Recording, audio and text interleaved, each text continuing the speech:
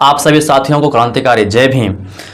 तो हम जो है आत्मा के ऊपर एक वीडियो बनाए थे, यदि आप लोग नहीं देखे हैं तो उस वीडियो का लिंक इस वीडियो के डिस्क्रिप्शन में डाल देंगे, आप लोग देख लीजिएगा और उससे पूरा देखिएगा। तो बहुत सारे वनवादी विचार, ब्रह्मणवादी विचार के लोग कमेंट करते हैं कि आपको पता ही नहीं है आत्मा वास्तव में होता है। आप अपने अंदर झांक के देखिए, आप कर्म कीजिए, नहीं तो आपकी आत्मा जो नरक में भटकेगी। तो मेरी आत्मा कहाँ भटकेगी ये आप छोड़ दीजिए, आपकी आत्मा नरक में ना भटके इसलिए आप अच्छा कार्य कीजिए, आप अच्छे काम कीजिए। मेरी आत्मा क्या होगी नहीं होगा मेरे बारे में मत सोचिए।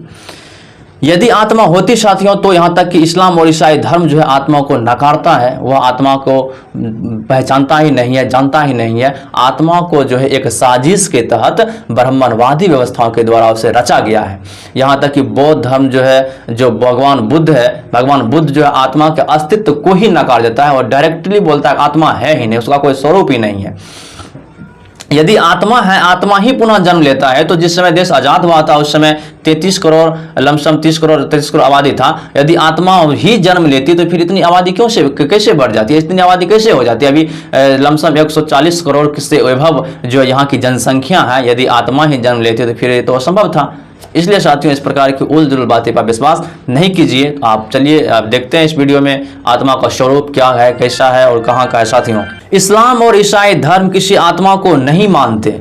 बौद्ध धर्मावलंबी उसके अस्तित्व को नकारते हैं। इस्लाम और ईसाई धर्म जो है आत्मा को नहीं मानता है, यहाँ तक कि बौद्ध धर्मावलंबी जो है उसके अस्तित्व को ही नकार देता है। मूल द्रविड़ों का भी आत्मा के दर्शन पर विश्वास नहीं था। जो मूल द्रविड़ है उसको भी आत्मा के अस्तित्व पर विश्वास नहीं था। यह कैसे हुआ कि आज यह हम पर पूरी तरह से छाया हुआ है। लेकिन यह कैसे हुआ जो आत्मा जो है अभी के समय में हम लोगों पे पूरी तरह छाया हुआ है। इस तरह की काल्पनिक और अविश्वसनीय वस्तु की रचना के पीछे क्या कोई वास्तविक तर्क है? क्या जो है इस तरह की जो काल्पनिक और अविश्वसनीय वस्तु की रचना है इसके पीछे कुछ भी तर्क है? क्या वास्तविक तर्क है इसके पीछे?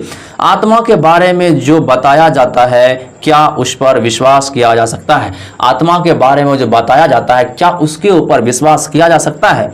आत्मा का दर्शन केवल धर्म विशेष पर लागू होता है। आत्मा का जो दर्शन है केवल किस पर? धर्म विशेष पर लागू होता है। दूसरे शब्दों में आत्मा के बिना हिंदू दर्शन शून्य है।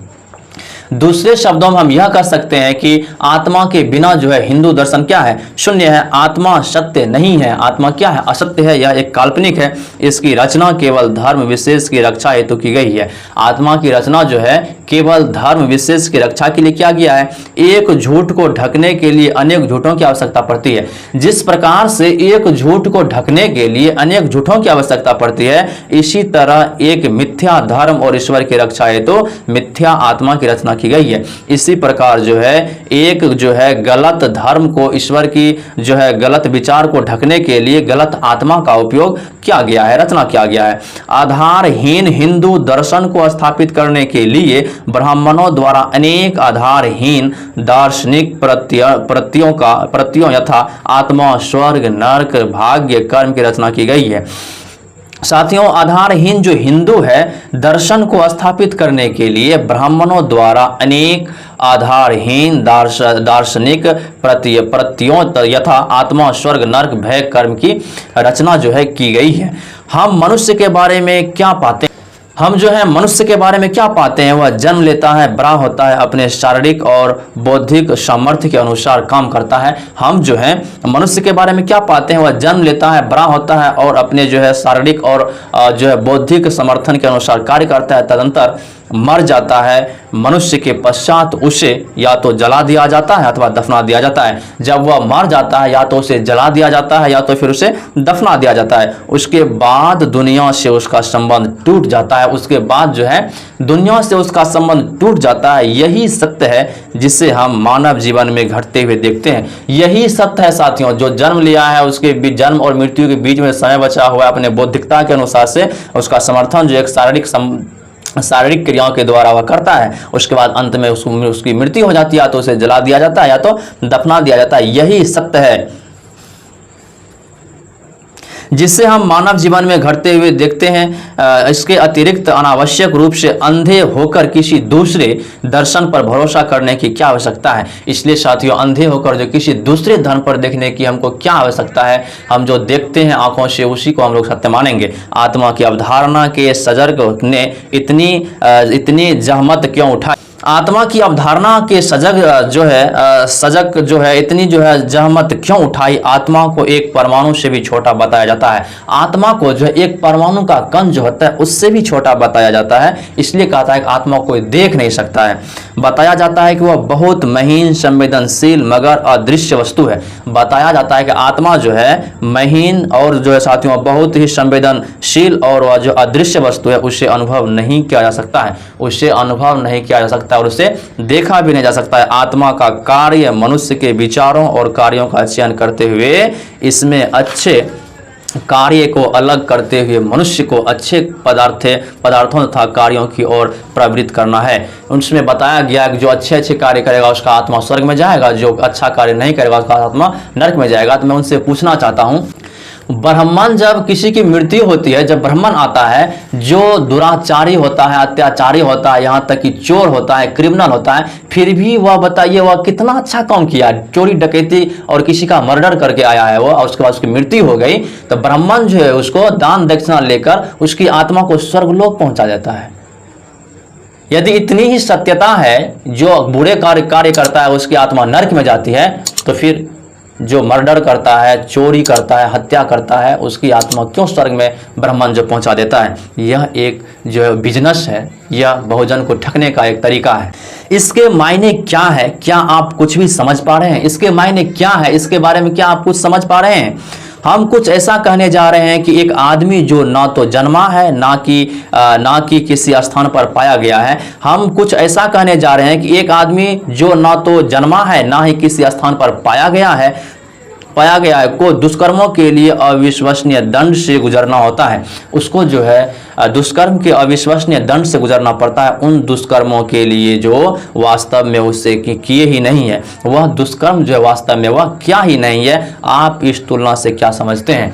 आप जो है इस प्रकार की तुलना से क्या समझते हैं? मान लीजिए घड़ी सही समय नहीं बताती है, उसमें दोष किसका है? उस आदमी का हो सकता है जिसने घड़ी को बनाया है। अब बताइए, घड़ी यदि समय पर मतलब समय सही नहीं दे रहा है तो किसका दोष है? घड़ी का दोष है? नहीं, जो उस घड़ी को बनाया उसका दोष है। इसके पीछे उस आदमी की लापरवाही भी हो सकती है जिससे उस घड़ी को देखभाल के लिए नियुक्त किया गया है। इसमें जो मनुष्य की लापरवाही हो सकती है या उस आदमी की चूक हो सकती है जिसने समय देखा था, या उस आदमी की चूक हो सकती है, भूल सकती है जिसने समय देखा था, क्योंकि घड़ी समय ठीक दे रही थी।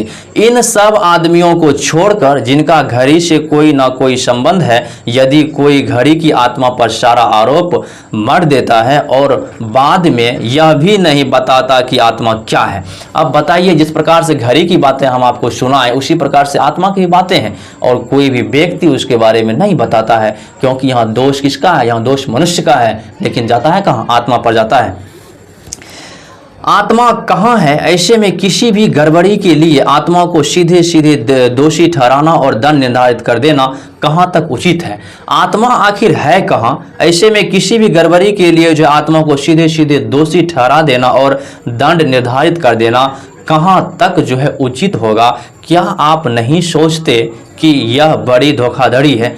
क्या आप यह नहीं सोचते हैं कि यह बहुत बड़ी धोखाधड़ी है? इसी प्रकार किसी आदमी द्वारा किए गए कृत्य को आत्मा से जोड़ देना और आत्मा के ऊपर दंड थोप देना, इससे भी बड़ी धोखाधड़ी है।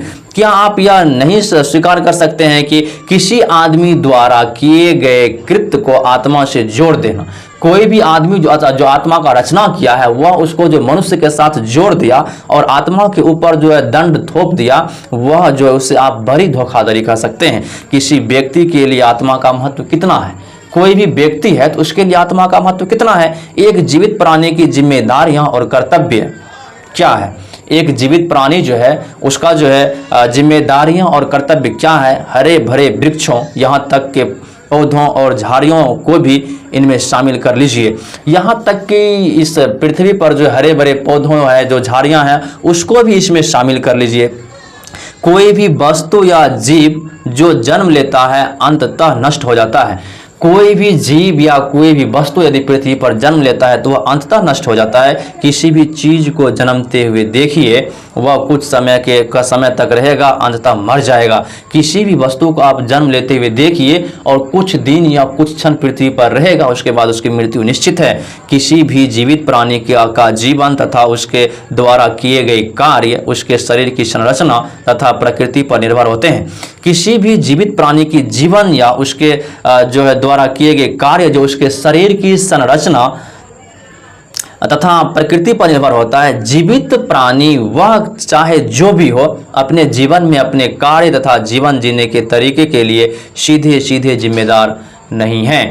कोई भी व्यक्ति जो है जो अपने जीवन में अनेक कार्य तथा जीवन जीने के तरीके के लिए सीधे सीधे जिम्मेदार नहीं है। हम मानते हैं कि मनुष्य के आचरण में कुछ अच्छाइयाँ होती है तो कुछ बुराइयाँ भी होती हैं। हम मानते हैं कि मनुष्य के आचरण में कुछ ना कुछ अच्छाई होती है तो उसके अंदर कुछ ना कुछ बुराइयाँ जरूर होती है। ऐसे में आत्मा को अच्छी राह बताने और भटकाने के लिए क्यों रचा जाना चाहिए। इसलिए जो है आत्मा को अच्छी राह दिखाने के लिए या भटकाने के लिए उसे क्यों रची जानी चाहिए। हम केवल कुछ कार्यों को अच्छा कैसे ठहरा सकते हैं, हम जो है कुछ कार्यों को ही अच्छा क्यों ठहरा सकते हैं। अच्छे या बुरे कार्यों को निर्धारित करने का क्या कोई सार्वभौमिक नामक या सर्वस्वीकार्य पैमाना है। अच्छे बुरे कार्य को मापने के लिए क्या कोई सार्वभौमिक पैमाना है या सर्वस्वीकार्य कोई पैमाना है। फिर हम कैसे कहें कि हमारी आत्माओं को मृत्युपरांत अच्छे कार्य के लिए अच्छी चीजें प्राप्त होती है। यदि उसे नापने के लिए कोई वस्तु, कोई यंत्र या कोई प्रकार की जो है जो वस्तुएं नहीं है तो हम कैसे कह सकते हैं कि मरणोपरांत अच्छे कार्य जो है करनी चाहिए। हम इस पर कैसे विश्वास कर सकते हैं कि मृत्यु के बाद आत्मा के बुरे कार्यों के लिए दंड से गुजरना पड़ता है। हम इन बातों पर कैसे विश्वास कर सकते हैं कि मृत्यु के बाद आत्मा को जो है बुरे कार्य के लिए बुरे दंडों से गुजरना पड़ता है। सब कितनी मजेदार बातें हैं, ये सब बताइए कितनी मजेदार बातें हैं। कृपया इन पर विचार कीजिए। इन सब का प्रमाण कहाँ है? कृपया इन सभी बातों पर आप विचार कीजिए और इनका प्रमाण कहाँ है। हम आत्मा और उसके कार्य पर भला कैसे विश्वास कर सकते हैं?